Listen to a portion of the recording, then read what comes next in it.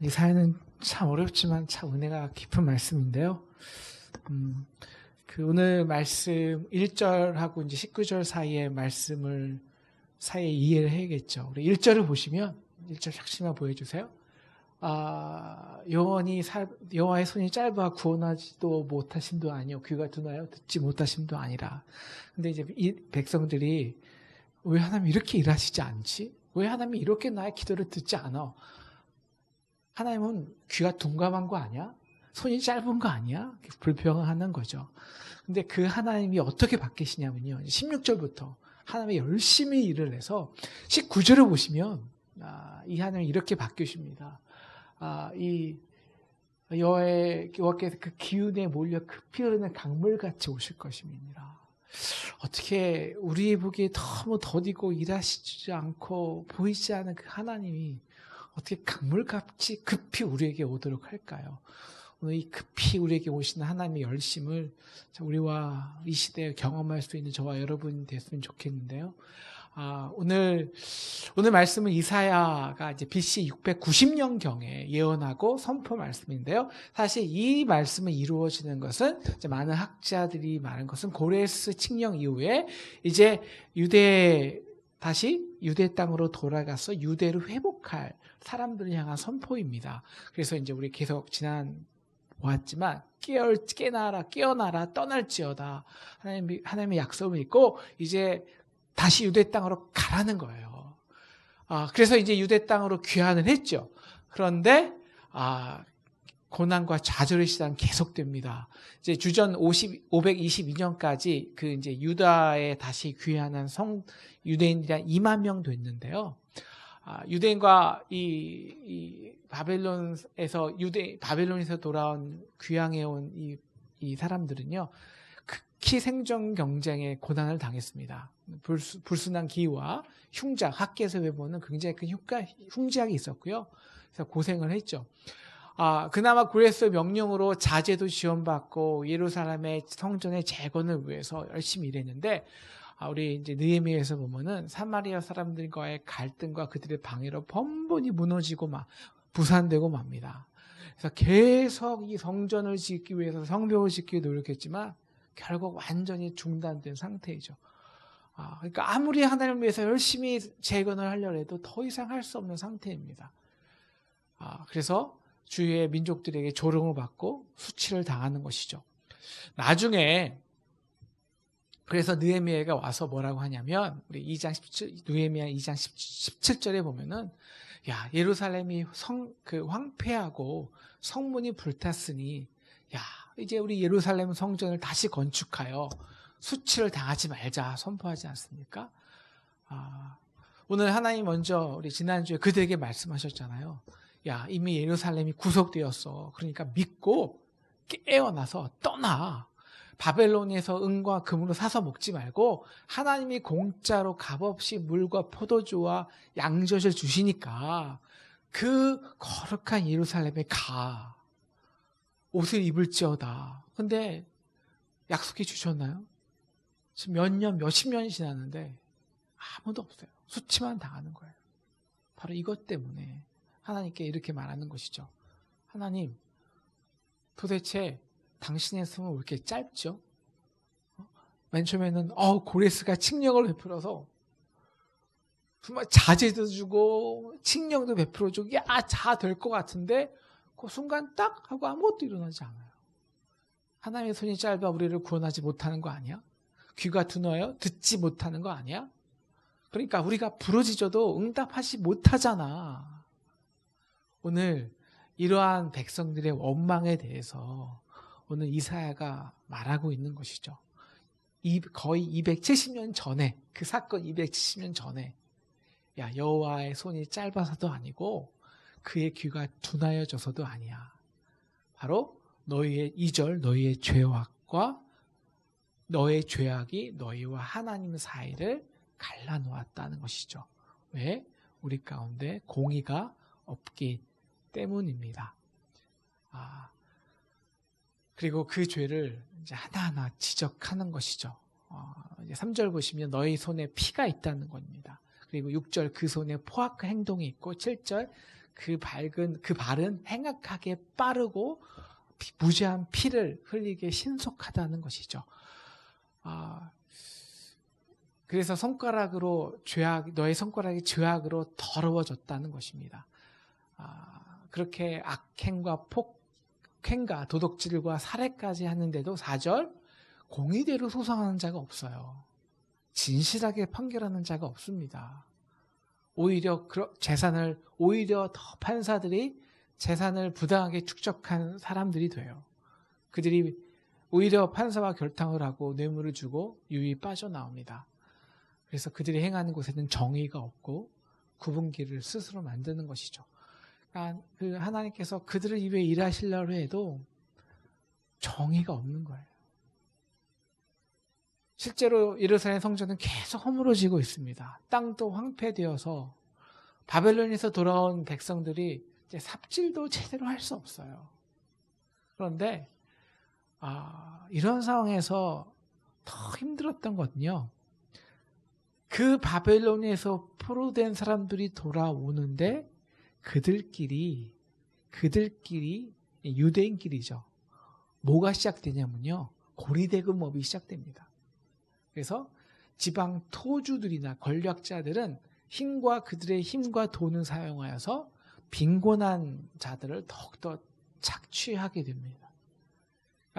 그래서 느헤미야 5장에 보면요. 구체적으로 이러한 피흘림이 묘사되는데요. 유다 백성들이 나와서 이제 느헤미야 앞에 나오는 거예요. 그들의 형제인 다른 유다 사람들을 원망하는 거죠.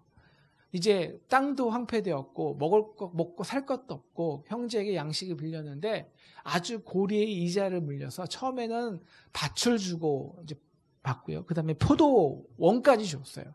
그리고 심지어 이제 집까지 저장 잡혀 준 거예요. 먹을 걸 위해서 고리로 다 빼앗깁니다. 그리고 이젠 더 이상 저당 잡힐 게 없어서 빚 때문에 자녀들을 종으로 팔려가는 거예요. 이 상황입니다. 그러니까 느헤미야가 이렇게 말하잖아요. 야, 우리가 이방인의 손에 팔린 형제 유다 사람들을 하나님께서 우리를 다 포로를 해방해 주셨는데, 그리고 그들을 우리가 다시 구원하기 위해서 이렇게 노력하는데 너희가 너희 형제를 서로 팔고 사느냐?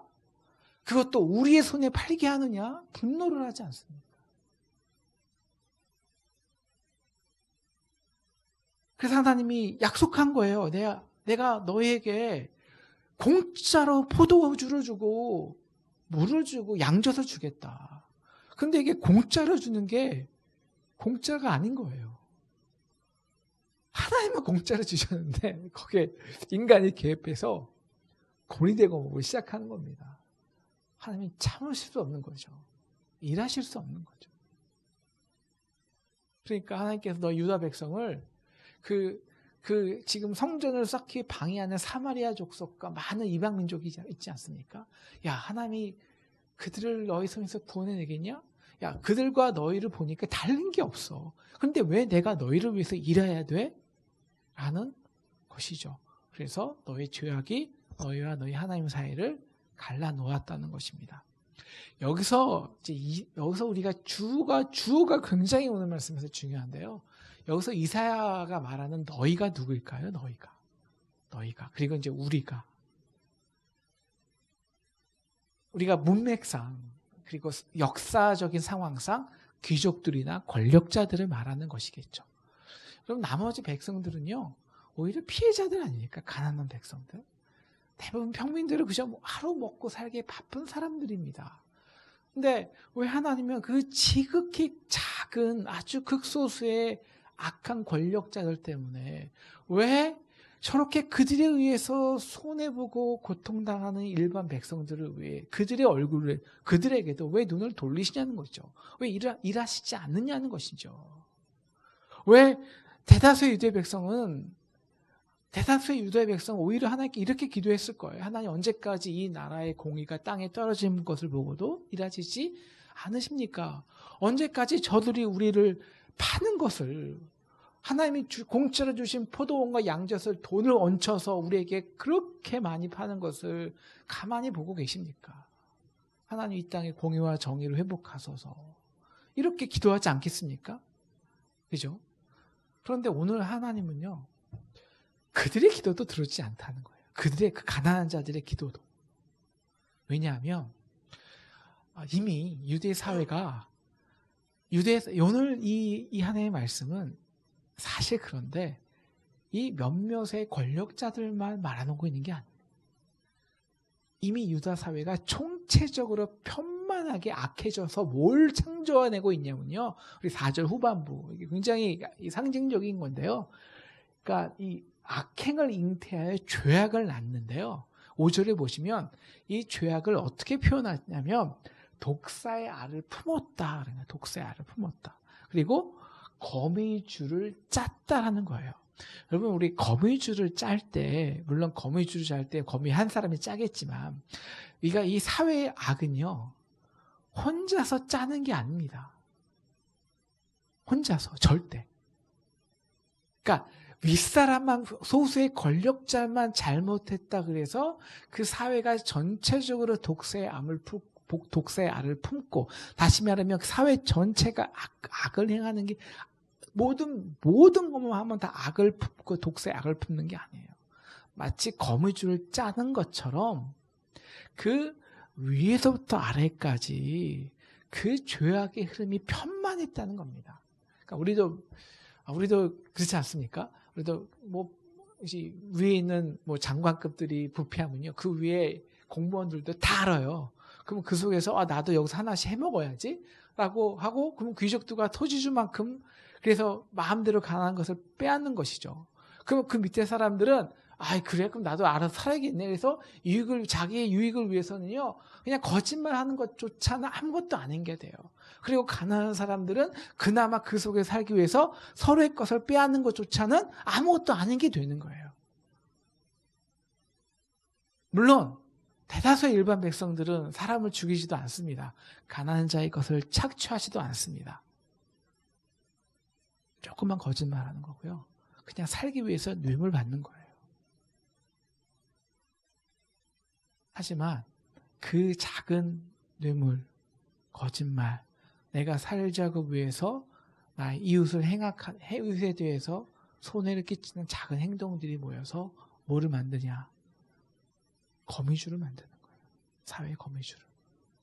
독사의 알을 품게 하는 거예요. 그러니까 다 공범이라는 거예요. 다 공범.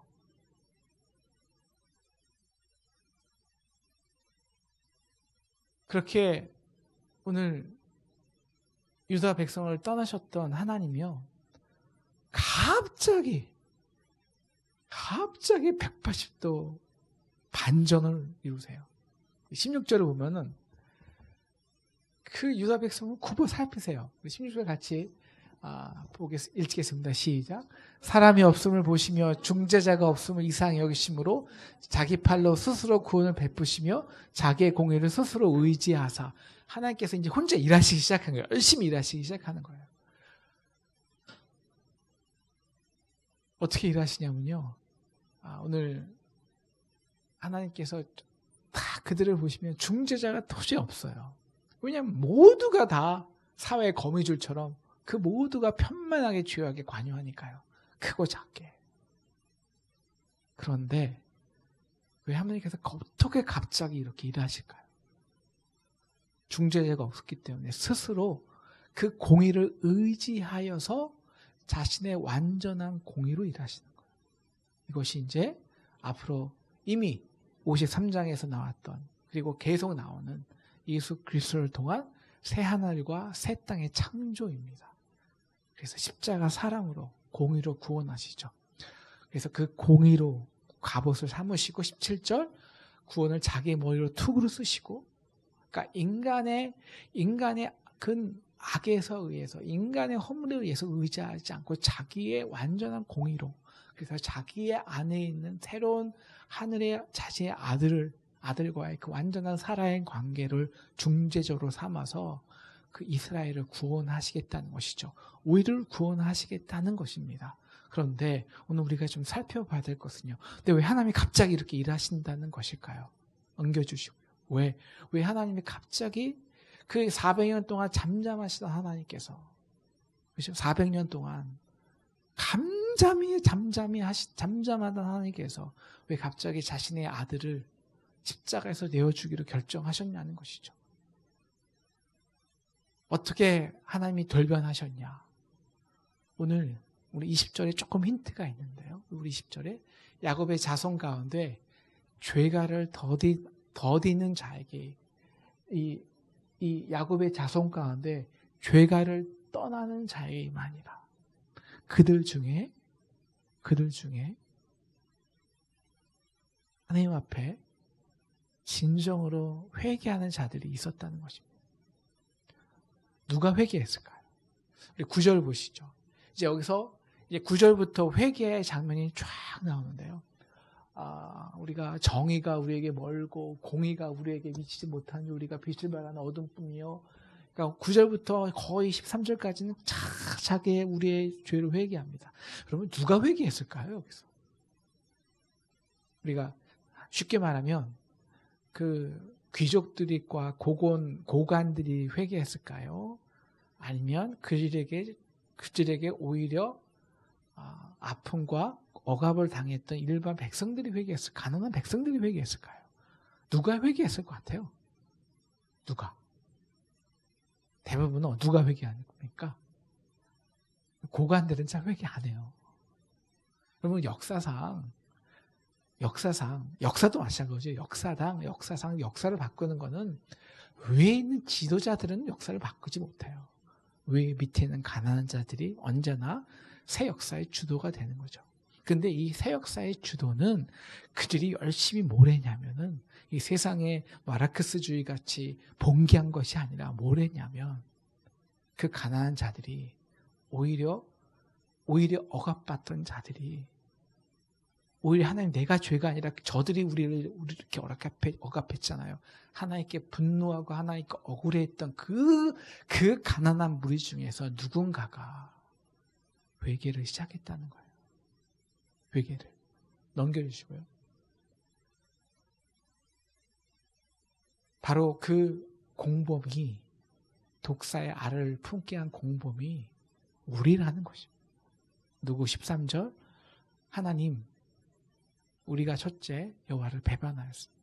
둘째 여호와를 인정하지 않았고 셋째 하나님을 쫓는 데서 돌이켰고요. 다 나름대로의 방식으로 포악과 폐역을 말하였습니다. 거짓말을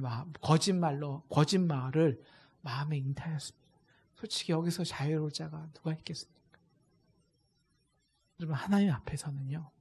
우리는 이 땅에서 우리 이 시대의 죄악과 이 시대의 이 독사의 알을 품는 이 시대를 보면서 저들을 원망하고 저들의 문제로 지적합니다. 그런데 하나님 편에서 보는 게는 그들이나 우리나 별로 크게 차이가 없는 거예요. 이것이 13절입니다. 13절. 그래서 우리 때문에 결국 이 악을 떠나는 자가 탈취를 당하고 의인이 승리하지 못하는 사회가 되었다는 것입니다. 이것이 우리의 죄악입니다. 고백하는 것입니다.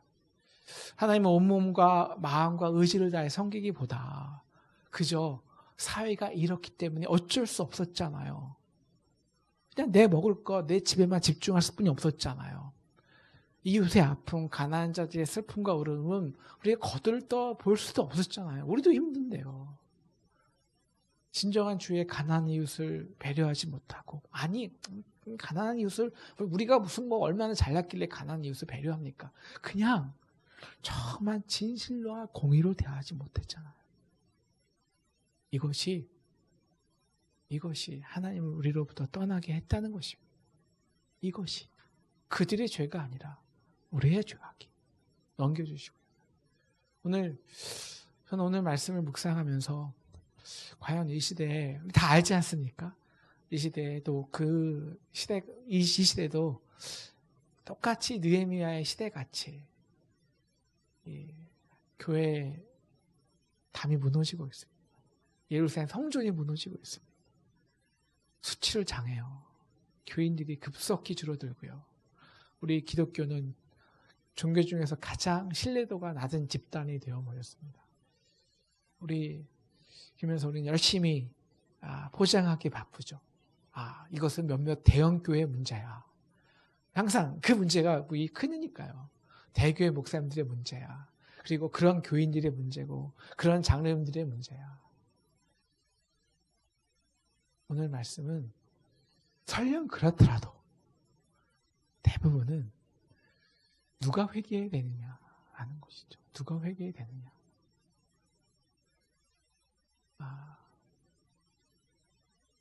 사실 그렇더라고요. 사실 우리는 단지 그렇게 크게 되지 않고 높이 올라가지 않아서 드러나지 않은 것뿐입니다. 우리도 그런 자리에 있고 그런 리더십이 있고 그런 권력이 있으면 충분히 그들보다 더 할 수도 있고요. 지금도 그렇게 우리의 방식으로 우리 이웃에게 그리고 우리 가정에서 공동체에서 자기의 그렇게 그들보다는 아니겠지만 나의 것만 챙기고 쉽게 거짓말하고 쉽게 작은 정의라 해도 이것쯤이면서 우리 주위를 아프게 하는 형제 자매를 아프게 하는 그것이 그 아픔이 그 죄가 우리가 보기에 지금 한국교회를 병들게 하는 몇몇 소수의 그 대형교회나 큰 권력자들이나 그것과 전혀 다르지 않다라는 것입니다. 그런데 그래서 하나님은 일하실 수 없는 거죠. 일하실 수 없는 거죠. 어떻게 하나님을 다시 일하실 수 있게 할까요? 어떻게 하나님의 은혜가 강같이 우리에게 급속히 흐르게 할까요? 바로 그들 중에 누가 회개해야 되느냐? 바로 우리라는 것입니다. 우리가 회개해야 된다는 것이죠. 오늘 사무엘 제가 참 좋아하는 말씀 중에요. 사무엘하 21장에 이 리스바라는 여자가 나와요. 리스바 누군지 아십니까? 사울의 아리따운 첩이었어요. 사울이 죽었잖아요. 근데 사울의 첩이었는데 그것도 사울이 원해서 첩된 거 아니거든요. 억지로 첩이 돼서. 그래서 여자니까 힘이 없었으니까 아들을 낳았어요. 근데 사울이 죽었잖아요. 그러다가 어떻게 되냐면 힘이 없어서 아브넬에게 또 거의 팔려갔고요. 그러다가 어떤 일이 생겼냐면은 이제 하나님께서 그 지역의 땅을 하나님이 비를 내리지 않는 거예요. 그래서 왜 하나님께서 비를 안 내리고 계속 비를 내리지 않느냐? 알고 보니까 이 사울이 이 기브온 족속들을 죽인 거예요. 정말 공의 없이.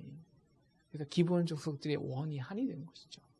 그래서 어떻게 했냐면 다윗이 어떻게 했습니까? 그래서 이 사울의 그 기브온이 그래서 다윗이 기브온 족속 우리가 어떻게 해야 되냐? 그러니까 기브온 족속이 사울의 자녀들 중에서 우리에게 똑같이 우리에게서 7명인가요? 똑같이 십자가에서 못 박혀 죽이라는 거죠. 망대에서. 그들이 무슨 죄가 있겠습니까? 근데 그들에서 죽은 아들이 리스바가 낳은 자녀 중에서 자기 아들을 그렇게 죽인 거예요. 자, 우리 이게 사무엘하 21장 10절 말씀인데요. 그래서 리스바가 뭐를 했냐면요. 자, 이게 사울의 죄일까요? 기브온의 죄일까요? 다윗의 죄일까요? 아니면 이 리스바의 죄일까요? 아니면 리스바의 이 아들들의 죄일까요? 누구의 죄일까요? 이러한 일이 일어난 게. 그래서 리스바가 상징적으로 한 게 있습니다. 21장 10절 우리 같이 한번 읽을까요? 시작. 아야의 딸 리스바가 굵은 배를 가져다가 자기를 위하여 반석 위에 펴고 곡식 빼기 시작할 때부터 하늘에서 비가 시체에 쏟아지기까지 그 시체에 낮에는 공중의 새가 앉지 못하게 하고 밤에는 들짐승이 범하지 못하게 한지라. 우리 겉으로 보면 시체를 지킨 거예요. 그리고 이제 다윗에게 항의하는 거죠. 자기의 아들의 시체를 지키는 거죠. 그런데 이거보다 더 중요한 것은 이 앞에 있는 거예요. 리스바가 굵은 배를 가져다가 자기를 위하여 반석에 폈다. 이것은 뭐냐면요. 굵은 배는 대부분 그 상황에서는요. 성경에서는 회개할 때 자기가 회개할 때 쓰는 표현입니다. 굵은 배를 폈다. 근데 누구를 위해서 폈다? 자기를 위해 폈다. 누가 회개하는 거예요? 자기가 회개하는 거예요. 여러분, 그 자기 아들이 무지한다고 할 수가 없겠지만 인간의 죄인이기 때문에. 근데 그 기분이 그 사울의 핏값, 사울이 우리를 죽인 핏값으로 사울의 아들들을 요구할 때 리스가는 이 오늘 이 마치 유대인들의 권력자들에게서 폭행당하고 억압당하는 가난한 자들 같이 당하는 것 같아요. 그런데 오늘 리스바도 그랬을 거예요. 원망과 분노가 있었을 거예요. 그런데 그 원망과 분노를 어떻게 하냐면 자기의 죄악으로 돌립니다. 그리고 사실 거기에 자기의 죄악도 있는 거예요. 자기의 죄악도. 그래서 그래서 오늘 하나님께서 자기를 의지하면서 중보자로 세우면서 우리 이사야서 53장에 의하면 그는 실로 우리의 허물을 지고 우리의 질고를, 그런 죄는 우리가 우리에게 짓는 거예요. 그래서 오늘 우리 주기도문에서도 우리가 우리에게 죄진 자를 사요. 나와 너가 아니에요. 우리예요. 그 우리에는 우리 조상도 있고 우리도 있고. 근데 그 중에서 대부분은 어떤 사람들이 진짜 회개하냐? 당하는 사람. 리스바 같이 당하는 사람. 그들이 회개할 때 하나님은 역사하신다는 겁니다. 일하신다는 겁니다. 그러므로 하나님은 이거 좀 이상하지만 거기도 회개하면 좋으실 거예요. 정말 저는 이렇게 정말 큰 교회도 정말 중요하다고 생각하거든요. 우리 교회도 커졌으면 좋겠습니다. 그래서 너무 큰 교회를 비판하는 거 저는 굉장히 부정적으로 생각하는데, 인간이 돈이 많고 뭐 계속 좀 그렇게 될 수 많으니까요. 그런 측면에서 우리가 저 큰 교회에서 회개하는 것도 참 기뻐하시지만, 하나님이 역사하실, 하나님이 정말 오늘 말씀같이 19절 같이 물이 급하게 하나님의 은혜가 다시 이 땅을 향해서 일하기 시작하는 그 은혜는, 그 하나님의 열심은 바로 이 작은 모임, 힘없고 빼먹고 당하는 리스와 같은 사람들이 모인 이 작은 공동체에서 하나님, 원망과 불평과 분노가 있던 그들이 그 시대의 죄악을 자기에게 돌리고, 사실 누가 누군지 그들의 죄악이 아니라 우리의 죄악이네요, 나의 죄악이네요, 돌릴 수 있는 사람, 그렇게 자기의 굵은 배를 자기를 위해서 필 수 있는 사람들, 그 사람들의 기도와 회개, 아픈 상한 심령을 통해서 하나님은 열심히 다시 일하신다는 겁니다. 우리 리뉴가 그런 모임 되기를 간절히 기도합니다. 우리가 회개할 때 하나님이 일하십니다. 그렇게 회개하고 기도하는 그때 은혜가 정말 임하지 않겠습니까?